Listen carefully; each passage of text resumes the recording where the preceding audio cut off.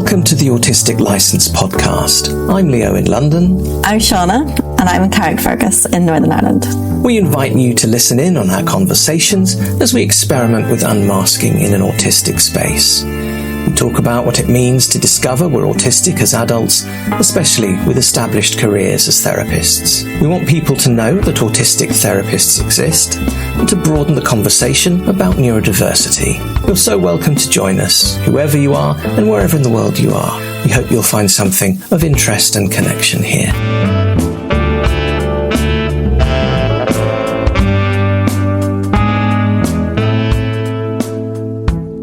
So, it's Easter Sunday. How are you? I'm all right. I am actually a little bit queasy because I did just eat a little bit of chocolate. Chocolate bunnies. I ate a little bit too much just now. I didn't eat that much, but it was too much. So you feel queasy? Yeah, a little bit. Ooh. There is something in your voice. I just heard it again. See, there you go. It's these super duper headphones that you make me wear these days. Means that I hear even more than I normally hear. I think that's probably true. It is. It's really raspy. Is it? There's something going on in your voice. La la la la la. Yeah, no, there is. There's something going on there. Actually, I had a feeling that something was happening at the top right of my throat, and I felt it last night, and then I felt it again today a couple of times. And you know, like just that autistic thing where you feel everything. Yes. So there's something going on, but it might be just that I'm fighting something off, or it might be that I'm in the process of getting something. I don't think I am. I think it would have broken by now, but sometimes you can just be aware of everything. Just used a little bit of language that I've never used and I've never heard anybody use, but I relate to it right away, which is the top right of my throat, you said. Not my throat. No, I know exactly what you're pointing on the video. That'll be a nice still. But that's really interesting because I know what you mean when you say that. I think I could identify a particular feeling, but I don't think that's normal, do you? That people could say the top right of my throat and kind of be that specific about where internal discomfort was. Well, is this a hypersensitivity? I don't know. I think I was just meaning to make the point that we feel everything, so I guess that follows. I don't know that saying top right is particularly autistic, but maybe it is. I don't know. It's a sensitivity. It's a very specific sensitivity. What do normal people do? We always ask that question. Might as well be on my T-shirts every day. What do normal people do? What do normal people do? What do normal people do? Oh, I quite like that as a slogan.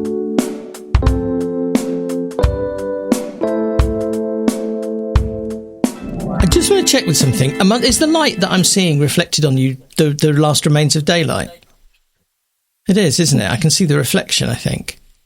I don't know. Because it's absolutely pitch black here. It's light here. There's quite a difference. No, it's light here. Yeah, that's the east-west difference. That's all it is. That's quite amazing that it's that dramatic. I know I'm sitting in the sunroom and looking out to the sea and I can see everything. Yeah. I don't know why I find that exciting. Oh, there's a weekend thing. I know this is a sidebar, but we did both mention it. I just mentioned it in a post I just put up on our Facebook page. Okay. And then I remember you mentioned it to me in a message a couple of days ago about the clocks change. Oh, it was yesterday actually, about the clocks changing because we've just gone into British summertime in the early hours of this morning. Yeah. And that's like the daylight thing that I just noticed there. There is something exciting about that, and it never goes away. Okay. I don't know about. I'm not speaking for anybody else here. Definitely not, other than me. And this is like I remember somebody talking about stand-up comedy. Being a very dangerous thing because you might say, "Isn't it funny when?" And then you say a thing, and it's only you. Nobody else gets it. This feels similar to that. where as a kid, you know, it was really exciting that the clocks changed. I would stay up late. And of course, nothing was digital because I'm really old. And so, you know, there was the thing of having to put every clock and watch and thing back an hour or forward an hour. And even I can remember now, you can... Nobody needs this anymore, and I imagine it still exists, but you used to dial 123 on the telephone and you would get the speaking clock, which would give you, so if you needed to know to the second what the time was, really accurately, you had the pips going on the hour on the BBC radio, or you could dial Tim, it was called Tim for the time, by dialing 123. And I used to love ringing it up at the stroke of 1 o'clock, whenever it was, when the actual clocks changed, to see if it broke or if it was going to do something special. And of course it didn't. And actually quite often I can remember it was engaged. You get the engaged signal because loads of people were doing exactly what I was doing. There's a little bit of confirmation actually that it isn't just me that gets excited by, what is it? It's excited by it's to do with patterns. It's to do with like infrastructure, which I think somehow I'm interested in very specific ways. And I'm trying to think of, I think there are other equivalents that give me similar thrills that are to do with an unusual thing happening, but in a very, very predictable and set out way. And you, I think, were talking about you and Lana kind of working out what times things would be the next day because the clocks had gone forward an hour, and like working out the patterns. Well, what happens is, you can probably see behind me, like my clock will not be changed. It'll still say whatever the time is. Yes, you know, yes. so, Okay, that's and that'll not be changed for a long time. So Ricky did change some clocks today because he said, Shauna, you'll never change them. Like, which I don't. I can't. That is just one of those jobs that I just will never motivate myself to do. But what I do is, as soon as I don't think I even realised the clocks were going forward. I can't remember when I realised the clocks were going forward. Well, I know I think somebody said it in my book club on Friday night, and I really thought, I really did not see that coming. So then the next day, which was yesterday, I was always imagining. So I think the thing that I sent to you was because I kept saying to Lana, it's really 9, it's really 10, it's really 11. You know, because I go ahead of the game. I didn't even know that it changed between 2 and 3 until you told me. And you said, it doesn't actually change till 2 or 3. But that's totally immaterial to me, because in my head, it's already gone forward because it needs to already go forward. Doesn't mean that my clocks need to go forward. As I said, my clocks might never go forward. Oh, they but will. In my head, well, are you going to change Oh, yes. them? Well, you can come and tolerate that. You can come and change the ones that Ricky doesn't change, because I will not change any of them. And the car one will stay, will just stay, unless you can work out how to change it, and it's very, very hard to change. So anyway, what happened then, Lana said to me, what time do I have to go to sleep? Because we have this thing where she is currently allowing me to guide her with her bedtimes, but she's off on holidays, and it was a Saturday night. So I said 1:30. And then what happened, I don't think she realised the exact times that the clocks changed. And I think you had said, I don't know what you said to me. I think you might have said to me between 2 and 3. But anyway, what actually happened was she went on her phone at like 1 o'clock, thinking she still had half an hour left, because she always texts me good night, sweet dreams, and hearts and emojis or whatever it is that she's going to send me. And she went on to text it, and the clock changed. And so she was like, oh shit, I'm late. I was meant to be half 1, and it's actually 2 o'clock. Exactly. And actually I thought I was half an hour early. That was it, because they change at what would have been 1 a.m. So at 1 a.m. it either goes back to midnight or it goes forward to 2 o'clock, so you never get the 1 a.m. So she never got to 1:30. Oh, so she had, but actually right. It was okay. I did believe her, and she never would get in trouble for anything like that. But she thought it was so cool that she actually then saw it because she happened to be on her phone watching it. That would not really do anything for me. It's the same as like the clocks at midnight on New Year's Eve or anything like that. Like, just doesn't mean anything at all. Like, I would, just nothing. We're very different like that, because I just love because it's totally arbitrary, totally accept that. In fact, I'm against British summertime. I don't think we should be doing it. It's the reasons for doing it don't exist anymore, and it's ridiculous, and it causes problems. What are the reasons? Well, there's something about it used to be that what it's ended up is, this is my understanding, I need to look this up and fact check this and then do a voiceover if I'm wrong, but it's to do with productivity. I think it started with the farming community, and it's basically to do with getting the maximum daylight hours available for work. So it's an entirely capitalist manipulation of time, and not all countries do it, you know. I mean, some countries obviously nearer the equator, there's not much in summer and winter anyway, but it's basically to get as much daylight hours within working hours as possible for the majority of people. But it means that, well, winter would be Greenwich Mean Time. I can't remember what the argument is for which one we should stick with. But what you were saying before about being ahead of the game, so I don't do that in terms of thinking about, I don't think about, I need to go to bed for blah, blah, blah, because that's why they change the clocks on Saturday night, because the majority of people, it's their weekend. It doesn't affect getting up for work. Again, nice capitalist manipulation of time. And it doesn't apply to autistic people anyway, because we get up whenever we please. Correct. As long as we can.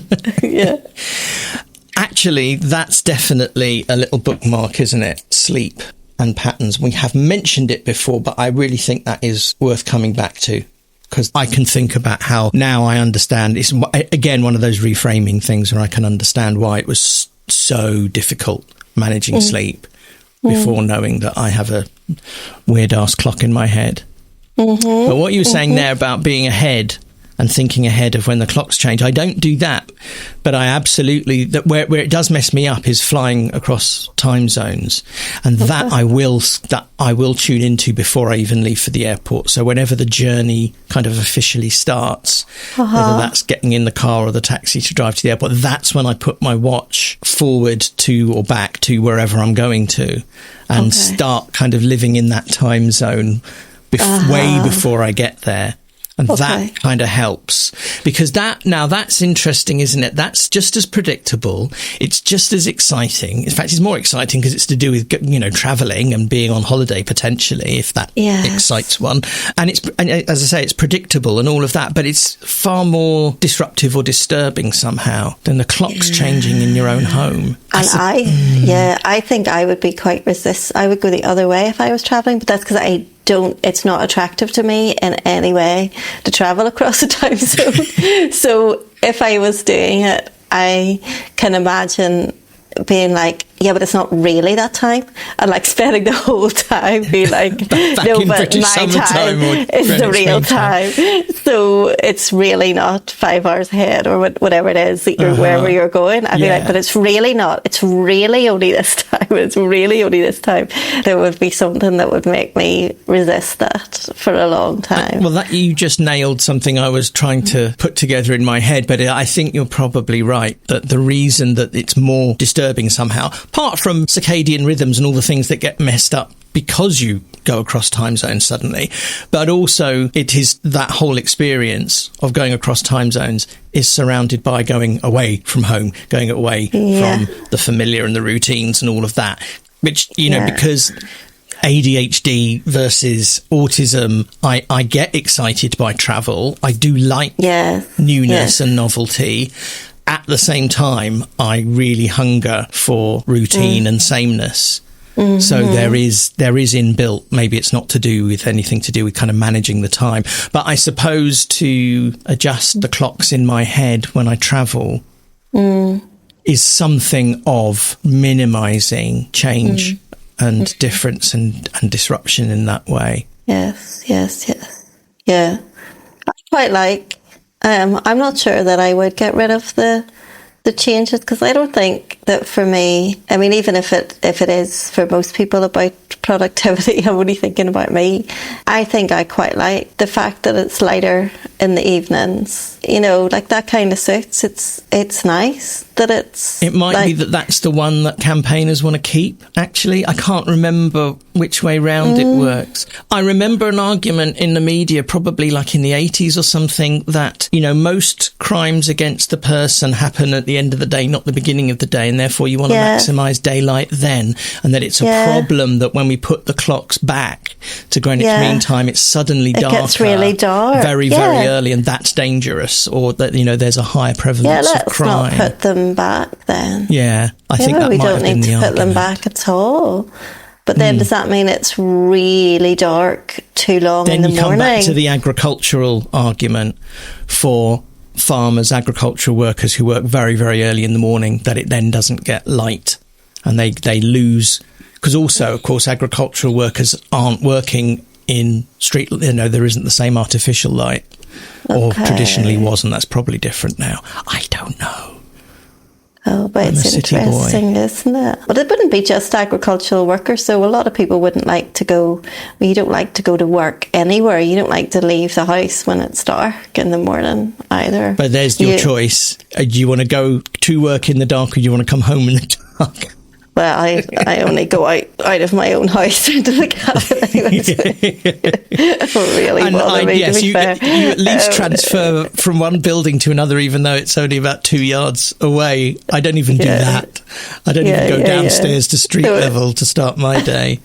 Well, you do whenever you take the dogs out. That's very... Yeah, no, that's and true. I guess that is in the dark a lot of the time anyway. It is. And again, see, I quite enjoy that. You don't mind because that. I've got special torches for the job that I course. quite enjoy playing with. And now we're back to our Christmas episode of me operating a spotlight torch for my sister while she did that's right. That's where your mind. That's where your mind has so gone.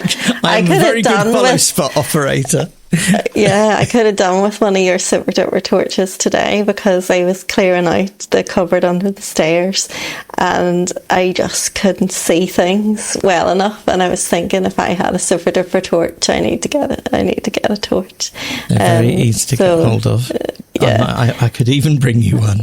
Well, if you've got multiple, which you probably do have multiple, right, we'll stick one in your backpack then and bring me. I don't need anything fancy, really. I said super duper, I just need a torch. Yes. Just a torch. Yes. Any torch will do. I only have super duper ones, of course, but you needn't worry yourself about the fanciness. Right. And if you could also put on the record that you need to bring me new loopy things for my ears. Because they're right behind me right now. In fact, while you're on, I'll bring them down. Because I actually, when Lana and I went to the cinema this week, I was wearing the loops, and actually they were good. Oh, brilliant. Okay. So these are loops, these are the flares, and I've even got some called... Sorry. Don't bring me any more loops. Sure, I already tried the loops. Are done. You just need the flares. Not the flares. These ones are the ones I brought last time with metal in them, and that was totally pointless. No, crap. Yeah. So these I'll bring. Sorry if anybody's listening in love.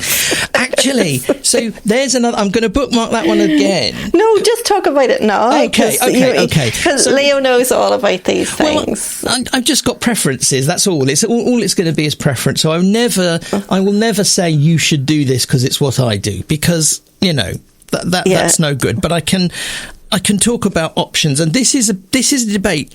This comes up probably, I would say, once or twice a week in some autism forum somewhere, where somebody says either, I'm looking for noise cancelling headphones, which are the best ones, what do you all use? Or I'm looking for earplugs, and people normally mention the brand name Loops because they seem to be kind of the most popular. And so when I first realised that, so here we go again. Leo does the backstory part and too much detail. You need to do a backstory because I've just said something with no backstory, so it's complimentary if you do some backstory. Thank you. Let's call it context. So context. My first, in fact, this is part of my own autistic story, actually. It was the first glimpse into it, really, was several years ago. I did the 23andMe thing of having, my genes mapped and all of that. And that was interesting. But not everybody knows what that even is. Okay, so you can send off a bit of your spit to a lab and they will sequence your genes for you, and then they'll tell you all the people in the world who've done the same thing who happen now to be your 8th cousin or something like that. But they can also, there are general health markers that you can also have. You might be particularly susceptible to this and that. Now, because they've got this giant, partly scary database of people's genes, gene sequences, then what they got, though, is a great basis for some research. So if you want to, and you've had this done, you can do this great big load of questionnaires. In fact, it can be ongoing. And they'll ask you some really, really specific questions. They're not all health related. It might be, do you prefer, does this smell particularly bother you? Or things like that. Okay. Because, of course, if enough people with similar gene sequence, bits of their genomes answer the questions, the same consistently, then they'll start to say, there must be a genetic component to this. Okay. Which we now know, in neurodivergence is the case. Yeah. One of the questions I was asked was so specific and so specifically worded. It was the first thing that really woke me up to the real possibility of neurodivergence, which was, do certain noises, particularly, for example, people eating, put you into a rage? Now, it didn't say, do you really not like this? Or does it, it said very specifically, does it put you into a rage? It make you really, really angry? And it does. Really does. It's a fight or flight thing. It really is. And it's only certain particular noises, and it's only certain particular people. And I find that some people seem to have some kind of jaw that amplifies the sound a little bit more. But when I hear that noise, I either want to run away or I want to start smashing things up. And I've never done it, of course. But it was very, very helpful on 2 counts. So on 1 count, I found out that it's got a name, misophonia. So misophonia is a very high sensitivity to certain noises that will trigger fight or flight, basically. Pretty common. It's certainly a big neurodivergence-related experience. And it really helped that I knew that it was a thing. Again, it wasn't the stop making such a fuss syndrome, which we talked about a lot recently. It was a brain thing. The feeling that I was experiencing was real. And that actually dialed it down a little bit, knowing that it was, again, not something I had to manage emotionally. Yeah. But I do have to manage it hourly. So, and this is where loops, flare audios, different kinds of very specific earplugs come in, and why a lot of neurodivergent, a lot of autistic people carry these and use them, or noise cancelling headphones, not necessarily because of misophonia specifically, but because of a great sensitivity to noise, to background noise, to overstimulation from lots of different noise. How do I get rid of this? I suppose I could put links in the description for products. I don't know if I will, but there's a particular... There are 2 or 3 really popular models of noise cancelling headphones that loads of autistic people have. I have one of them, and I use them every time I fly. And then you've got earplugs, so stuff to put in your ear that will reduce noise. Now, you can just have an earplug. So I've got a set here called Vibes. I think these are just earplugs because they're not. They've got a hole through the middle. Maybe they have. Earplugs are just plug the noise. You hear less. Everything is turned down. That's not very useful for me because I don't want to not hear. I just want certain frequencies adjusted. So I've talked on here, I know more than once, about the experience of being at a big wedding or something like that. And I can hear, 150 individual conversations at the same time. Rather than just background noise. Yeah. So there are things, the product I use mostly are Flare Audios, and these are soft silicone earplugs, but they've got a hole through the middle, so they don't stop sound. But what they do is they just shave the top frequencies, the treble off. And that's just about enough for me. Then I can tolerate being in a big crowded ballroom with lots of people talking, or sitting around a table with other people eating if there's a particularly crunchy person there who otherwise would put me into the special misophonia rage. It takes just the edge off that. Yeah. So there's the background and my history with it, which is all just in the last couple of years. And so, as I was saying before, what you get online in the autism forums are people looking for recommendations and what do people recommend. And most people seem to, just anecdotally, like loops. I'm holding one of my pairs here, and these are small plastic rings off of which is, a silicone earbud. I'm going to put one on. I'm going to take my headphones off. Put one on. The small plastic ring is to hold it inside your ear. Yeah, see, these just block sound completely, really. Well, they don't block sound completely for me. Because whenever I tried, because I tried several that you had with you, and I thought that they were the best. And then I practiced wearing them, and they gave me like this sensation of like a bubble, or like my ear was about to pop. So I didn't really like them. But then I decided to take them with me to the cinema this week, because I thought, even if there's a bubble or a pop, I'll still like that better than the cinema, because the cinema is always too loud for me. And I did like it so much better, even though I did have the same sensation of the bubble. Maybe it was just because it was a long time of wearing them, and I was able to sometimes forget that I was wearing them. But it was definitely way, way, way more pleasant, and I didn't come out feeling like I had just been assaulted with the sound the way I normally do in a cinema. So it was definitely a positive for me to have them rather than not have them. But I don't like the sensory feeling of the bubble. I would like to find something that doesn't give me that bubble kind of feeling. And when you say bubble, do you mean in terms of hearing that it sounds like there's a bubble, or the actual physical sensation of the plastic? Physical. Because I can't remember if I brought these for you to try that time when we tried all the ones out, but there's these other kinds of loops where the ring is actually silicone too. I think these are designed for you to wear at night, so that the actual circle bit, the polo mint looking bit, is squidgy too. I'd say I don't think it's having the plastic loop in my ear. I don't think that's an issue, actually, really. But the way I don't even like having these on my ears, or I don't like any... Yeah. Like, I don't like anything round there. Yes. But it's not so much that feeling of feeling the thing in my ear. I don't actually feel them in my ear. It's more like an inside feeling, like when you're on a plane and it's about to pop. That's what I mean by a bubble. It's a pressure like that. Internal. Yeah. It's like as if you just want to put your finger in and, clear it. Yeah, yes.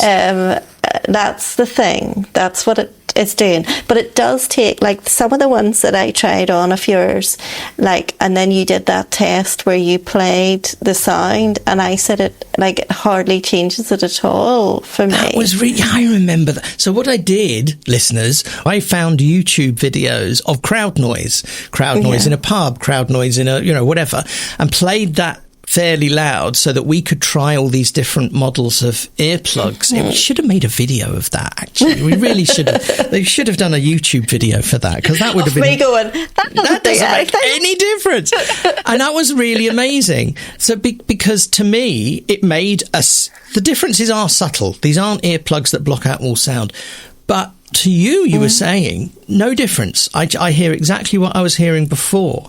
But that brings so that's a different sensitivity, obviously, between us. And here we get to this is the big problem when you're trying to solve these problems for people who are highly sensitive, is that the thing that they're sensitive to needs adapting, and if it's being adapted by another sensory thing, like putting something in or over your ears, that replaces, not adds to, one sensory discomfort with another. Yeah. And that's, and I know just from experience I did not like loops or flare audios or noise cancelling headphones actually at all for a long time. But I also knew that I would eventually get used to it. Because I mean, that's just about me. That's not about, you should get used to it. You might not. But I know enough about myself that if I persist with something uncomfortable, I can make then a value judgment about whether it's worth sticking with for the discomfort that it gets rid of. Yes, and maybe by having them in for a prolonged period of time in the cinema, that's what happened, and I got the overall effect. Whereas maybe just trying them for like 30 seconds doesn't give me that. And like I tried them before when I was hoovering, and I just ended up taking them out, and I thought, I don't like this sensation, I'll cope with the hoover. But then the hoover wasn't on for a very long period of time. So maybe if I had to live in that environment or be out in that environment for a long time of that kind of noise, then it would be a small price to pay. The same as, like, some people complain about glasses, and of course I never complain about glasses because I've worn them for decades and decades and decades. But maybe if someone suggested that I put something else on my face that I'm not used to, or suggest that I wear heavier ones, maybe I'd have to get used to something that I would say that I don't like, but actually the benefits would outweigh the drawbacks. So maybe there's lots of things that are like that. There are, and you've made me think there about a crossover of two things. I can hear my voice is a bit raspy. It is raspy. It is. More water. Combination, So there is a crossover of two autistic experiences. One, and I know these will be, you'll nod along, I'm sure, when I describe myself in this way. But like being an archivist or a collector, amassing lots of the same things. And headphones is, as you know, is one of them. Yes. And I've always framed it as this perfectionist thing. I'm looking for the perfect pair of headphones. But really, what I'm looking for is this probably kind of unicornish rarity of something that works exactly as I need it to work and is really comfortable or is not going to disturb me sensorily. And so headphones is a great example of that, because for them to really work, they need to be heavyish and quite tight. They need to form a good seal. They need enough soundproofing to work. But that means they're going to clamp to your head. And if that's unpleasant or you're not used to it, you're never going to find the solution. And that is actually where a lot of these forum discussions about earplugs that I was talking about before, you get so much of that in the comments. Somebody will ask for a recommendation. People will recommend the things that they get on with okay. But then loads of other people say, but they're so uncomfortable. And, it's very difficult. I'm lucky in this respect, I think, that I know that I can put up with a certain amount of discomfort because I'm fairly confident usually that I will get used to the thing and that the discomfort will be outweighed by the benefit. But it is quite a struggle to impose physical, particularly, discomfort on yourself to relieve a sensory discomfort.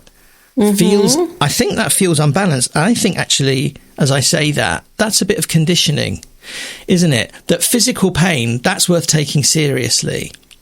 But I don't like this noise is me making a fuss. And therefore, I'm coming up with, I don't know how to formulate this. But, these solutions that we're talking about in terms of hearing at the moment, for example, are physical solutions that cause a physical discomfort, and we're less tolerant of that than we are the sensory discomfort that they alleviate. And I wonder if that is a social conditioning thing, that physical discomfort has a higher value. Yeah, maybe it does. I don't know if it is a conditioning or is it just like a decision as well. Like, would I decide myself that I don't want my body to be physically uncomfortable, and yet the sound is outside of my body, so it's not torturing me so much, so it doesn't feel like it's encroaching. Like if I put something on my head and it hurts, then it's like, well, why would I cause that to myself?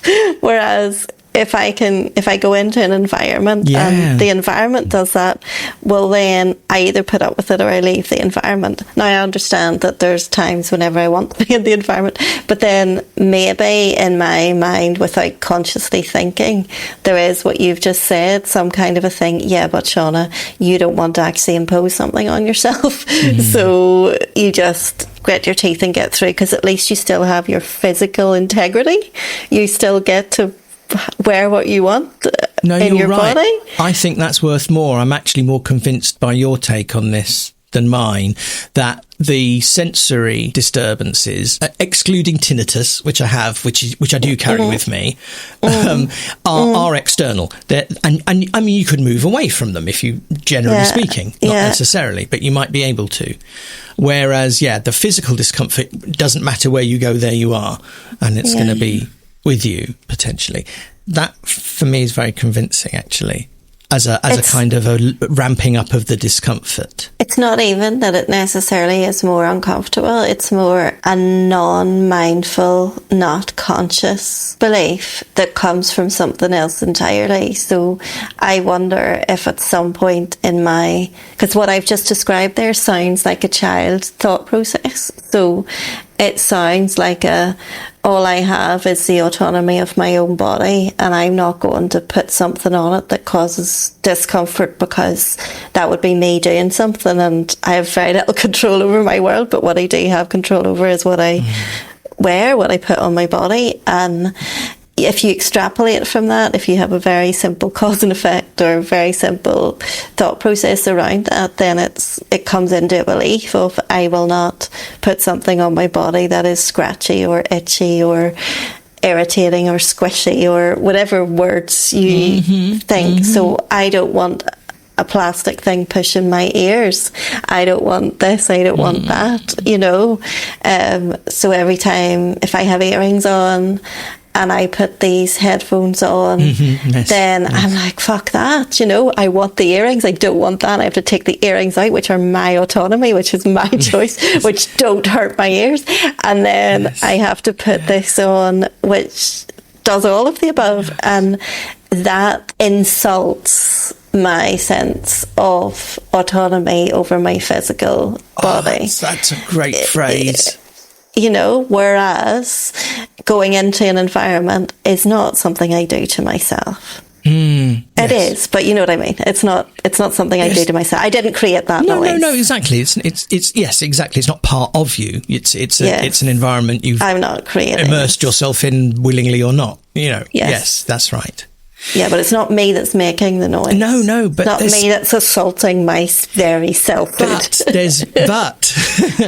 And I totally agree with that take on it. That totally resonates. But that's against the things that you do to yourself that are more comfortable than if somebody else were doing exactly the same thing to you. And the example, so there's less anxiety around, say, a physical discomfort if you're doing it, A, for a reason, and B, to yourself on purpose. And my example of that, I can't remember if I've said this on the podcast before or not, but I've always had this in my mind since a kid, was the new pair of shoes thing. I said I know it. I don't know if you said it too. I know all your stories. I know you do already. It didn't take long, did it? I don't know if you said it on the podcast or not. In the old days, in the 1970s. In the 1970s, you'd get a new pair of shoes as a kid, and they would hurt for a few days. You'd had to break them in. Oh, this is something that we just haven't put out yet, actually. This was a recent. Is it? I think so. But the point is, a new pair of shoes would hurt. They would take time to soften and get broken in. And in that time, they would rub against the back of your heel, and they could take all the skin off in a day and leave you red raw, and you'd need plasters and ointment and stuff. And it was painful. It was uncomfortable. But because it was being done to me by me, it was tolerable. But if somebody held me down and got a piece of hard leather and just rubbed it against my heel for 8 hours until all the skin was off and my flesh was raw, I'd be screaming and, begging for mercy. It'd be actual torture. Yes. And yes. it's the agency that you have when you're kind of doing it to yourself, which obviously takes away a lot of the unpredictability and also ill intent that you would feel if somebody was doing it to you, and the anxiety. So you're just left with the physical discomfort. It's just somehow easier to... Yeah. But as a child, I can imagine, though, I would still feel that was being done to me if someone told me that I had to wear my shoes in. Yes, because I might not want new shoes, and I think that some people. You're taking this to another level. This is great. But I like some people are willing to do things like that for themselves in the name of fashion. Yes. Some women absolutely will wear high heels and do that to themselves because of something. Yes. You know, you will go through having a tattoo because you wanted the end result. Yes. I don't think I would do things like that.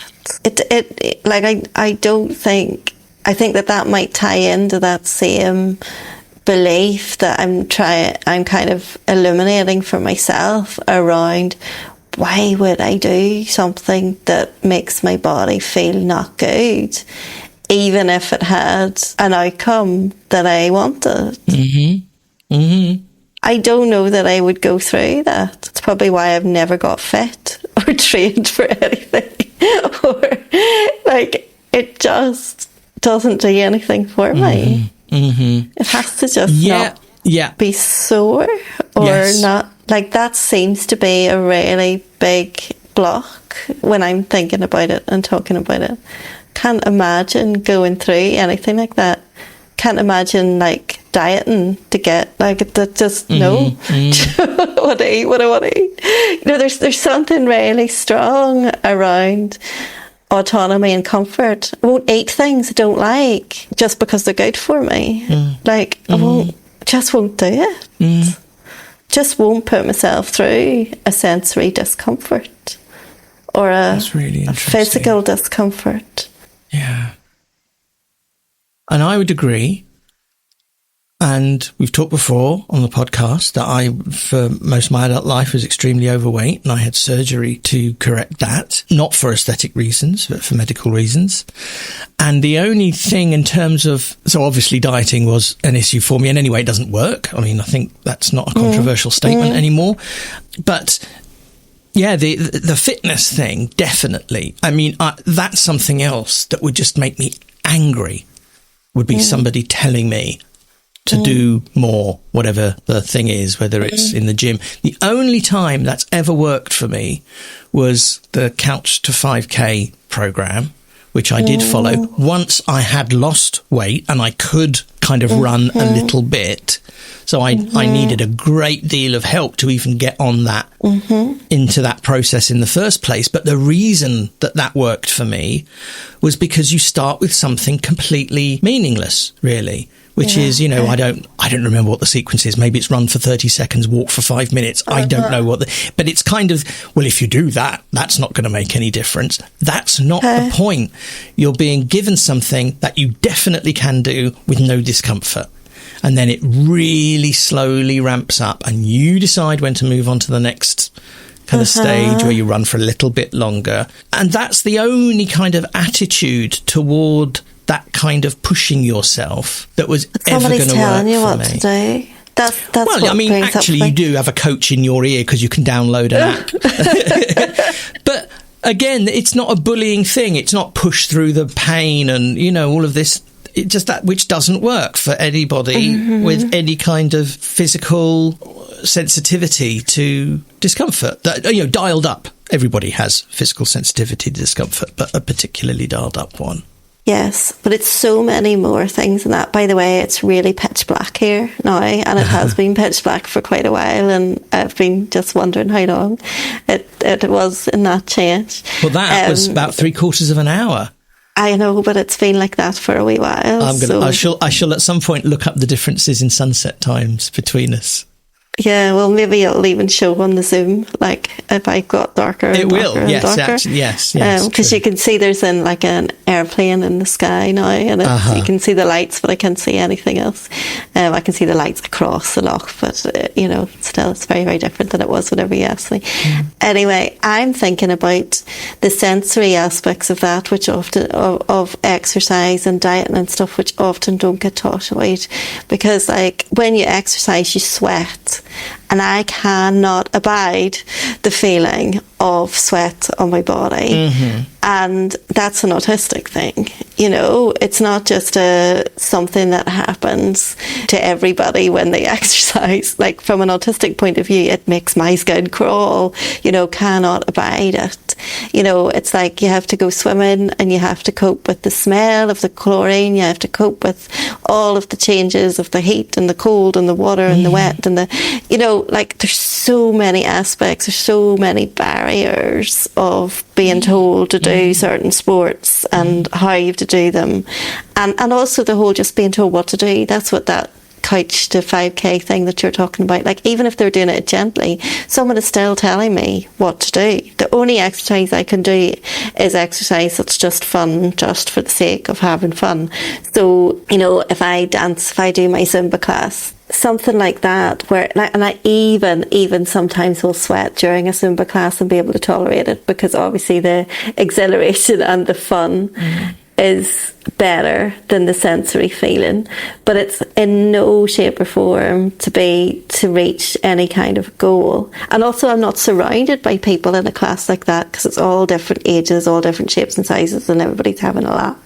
So it's not, nobody's really there. Well, there's a couple of gym buddies, but apart from that, nobody's really there for that reason. So there's none of that messaging whatsoever. And then I can do it, but it's almost like it has to be about then, I want to do this because I want to dance and I want to feel what that feeling is like, and then that'll override the sensory aspects of potential sweat or overheating, but nothing else really would. But I think that that's not understood for autistic people, is how we deal with temperature changes and how uncomfortable it is when we get too hot or when we sweat or any of that. Anything that goes on in your body, or your heart goes too fast, or anything, like we notice all of that, so we feel it all. Like I know how it's affected my breathing, and I know all of that stuff. I'm not so lost in the whole thing not to notice things like that. So I feel it in every part of my body when muscles are starting to get sore. Like I always feel like, oh my God, like why are you saying you don't feel this till tomorrow? I can feel it now. Yes. Like I know it's going to be sore. Like how do you not know? Are you not paying any attention to yourself actually right now? Well, clearly not, because you all say you won't feel it till tomorrow. Like I know what's being stretched and I know what's being pulled at the time. And then yet another reason to be told, stop making a fuss. Yeah. And you're barely sweating. No, but I'm fucking roasting. I don't like it. Yes. And I can't breathe. It's like, no, you're breathing. No, I can't breathe. Like I can't breathe. There's a whole thing about temperature as well. Temperature sensitivity.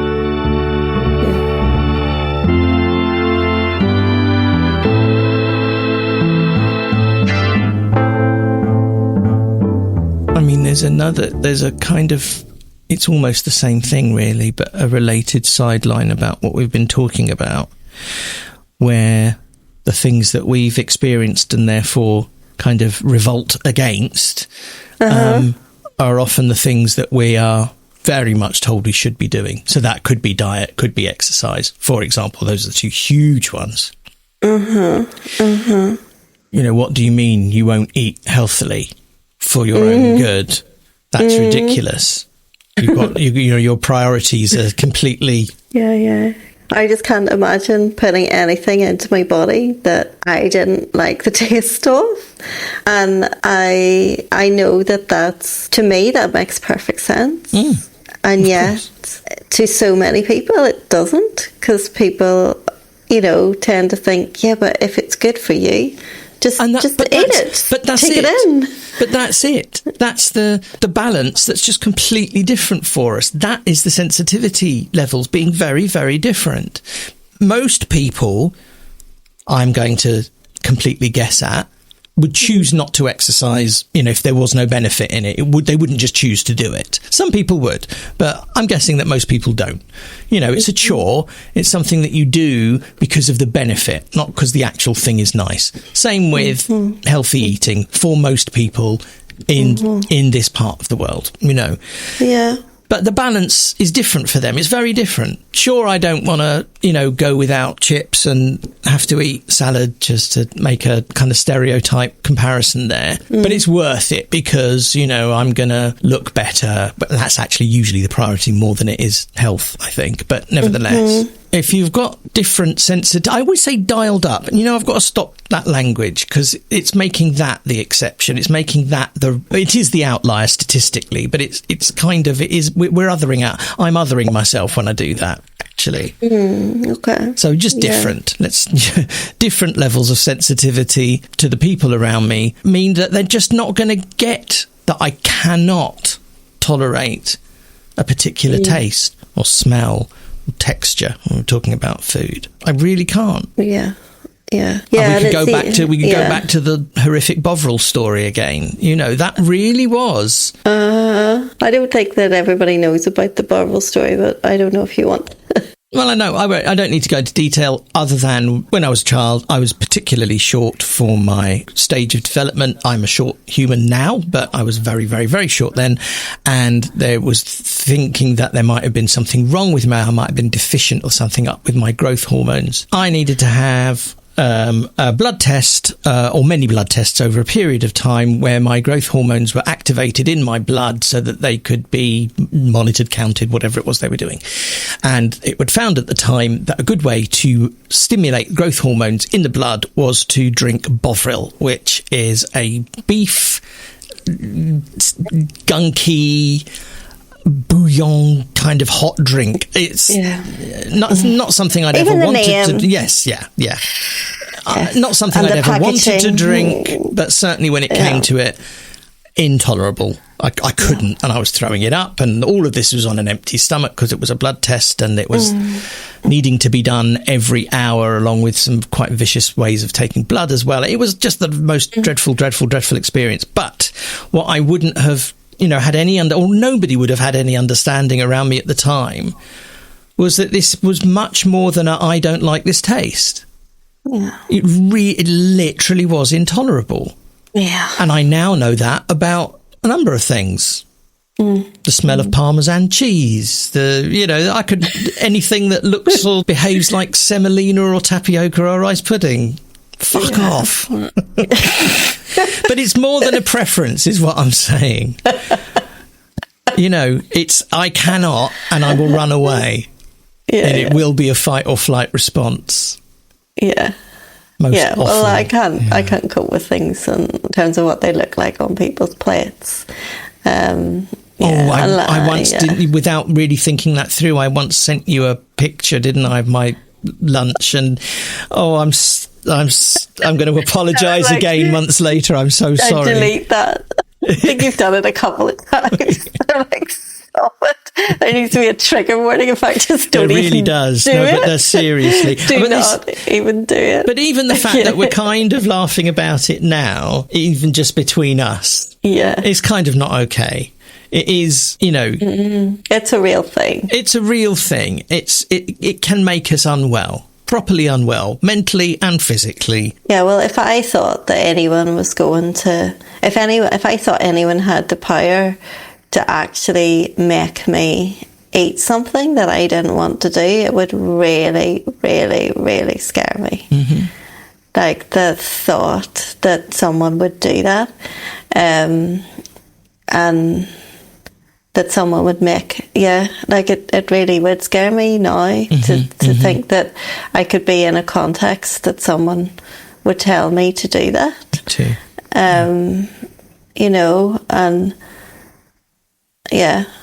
It just would. And I suppose that's why I always would get out of going to people's houses for food, or like going to restaurants, or like, because even if they're not forcing you, there's an intense amount of pressure if you go to someone's house to eat at least part of what they put in front of you. Or even if it's just like supper, like some people will watch, and if you eat nothing, it's just not acceptable to eat nothing. It's very familiar. Very familiar. You know, like it's an incredibly big pressure, and usually it has for many years meant that I get out of everything, because I just can't imagine putting myself in that position and having to do it. Like, and I know that lots of people do that. They might not actually. They might say, "Well, I don't really like the stuff either, Shauna, but I want to go for the social things. So I'll eat a piece of something." You know, they might say, "Oh, well, there's a few things there, and I look at what's most tolerable, and I'll put it on my plate, and I'll eat it slowly." And I'm like, "No, I couldn't even put it on my plate, and I couldn't eat it slowly. You know, couldn't even have it on my plate and then slip it into the bin. I don't want to have it on my plate. You know, I don't want to have a plate. You know, and just can't do any of that." And that's a nice, clear, simple example of what most people just don't understand. That it's not that I have this strong preference, or that you much prefer not. It's not even that. It is about tolerance. It's absolute. Yeah. You know, whatever the worst thing is for any of my senses, I don't have a choice about it. You know, I do with certain things. There are, you know, it's a scalable palette of experiences, and some of them, yes, I can make value judgments for that. I can tolerate this in order to X, Y, and Z. But at the far end of the scale, and this is the bit that I just don't think is understood. It isn't a possibility. Yeah, and I think for me, it's food that is the absolute. So if food is involved, if I have to go somewhere and I have to eat, then I will not do it. You know, if it's noise, I mean, I'll go to a concert. I'll go to something loud because it's worth it. But again, that's not into my body. You know, there's something about the food into my body, and I'm putting it in is a different thing. So I will absolutely not ever go anywhere where someone is going to feed me. I think that's really become the case for me as an adult. I just won't do it. I will go to very few restaurants, and only if I know the menu and what I'm going to eat in advance.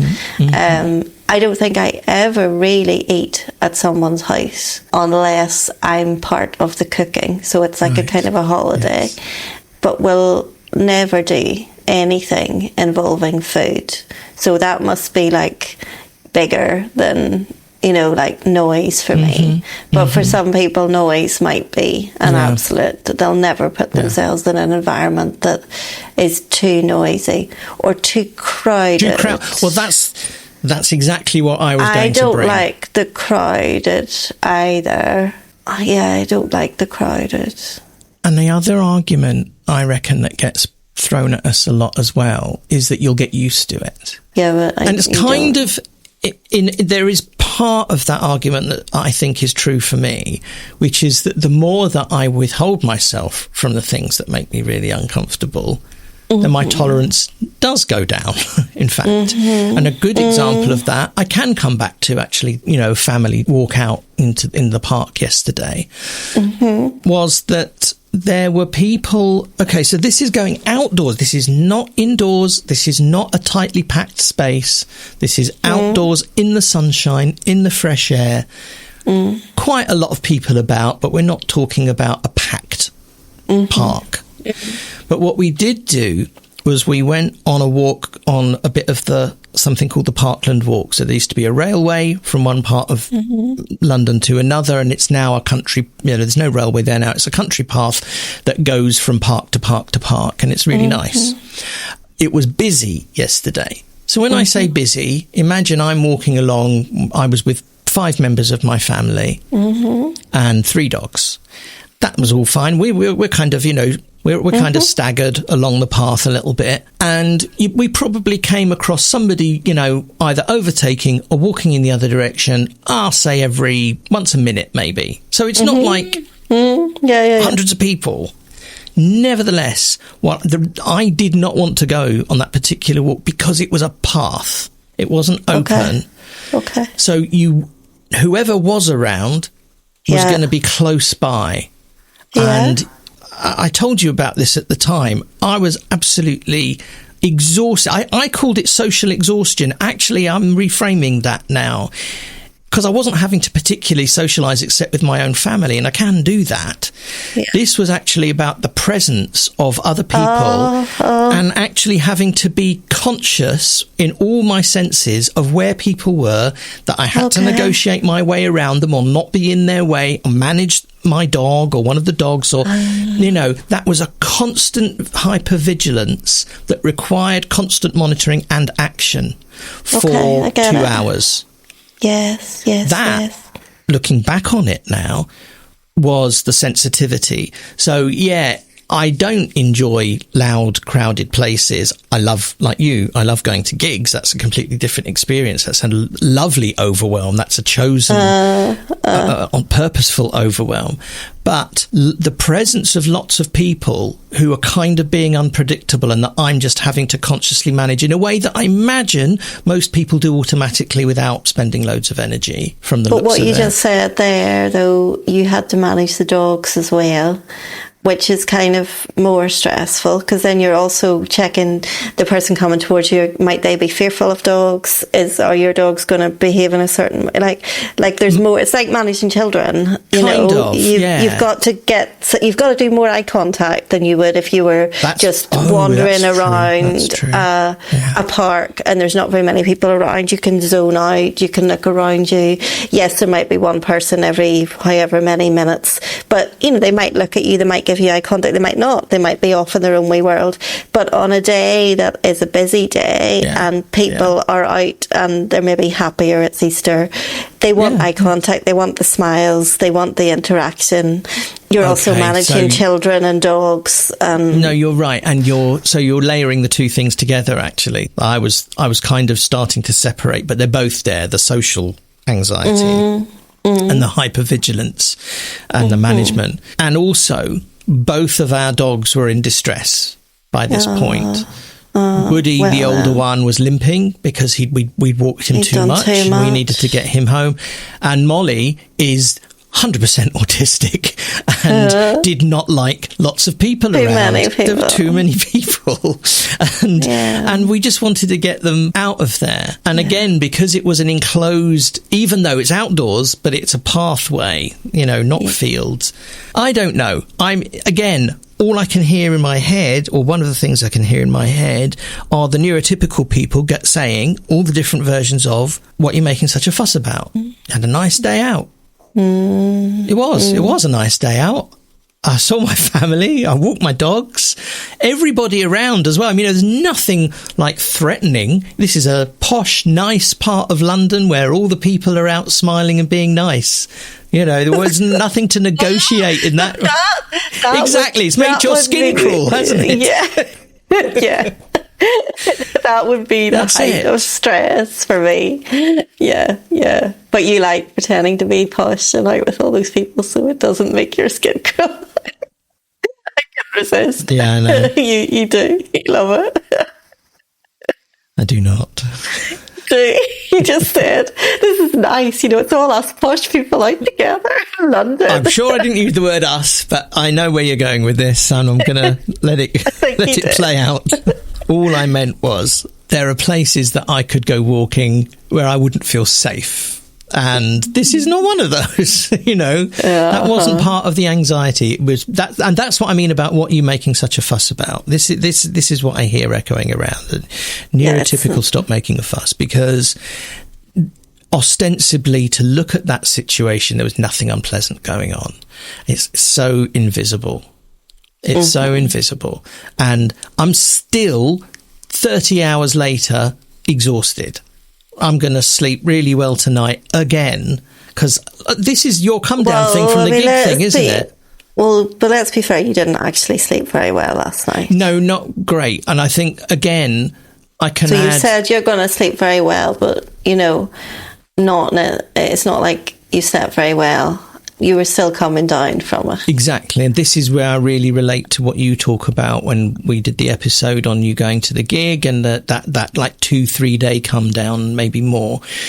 That is exactly what and this is the first time, because I don't do this kind of thing that often, this is the first time that I've experienced that in awareness, that I've known at the time I am spending spoons at a rate here because of the environment, because of the amount of stimulation and people around me and vigilance that is kind of being. That's the first time that I've done that and known that it was happening at the time. Yeah, but I'd also like to say that you're saying there was nothing, and people would say don't make a big thing, but also there was quite a lot to navigate, and it was precisely because a lot of people weren't making a big deal and were out having fun, not being mindful of their surroundings.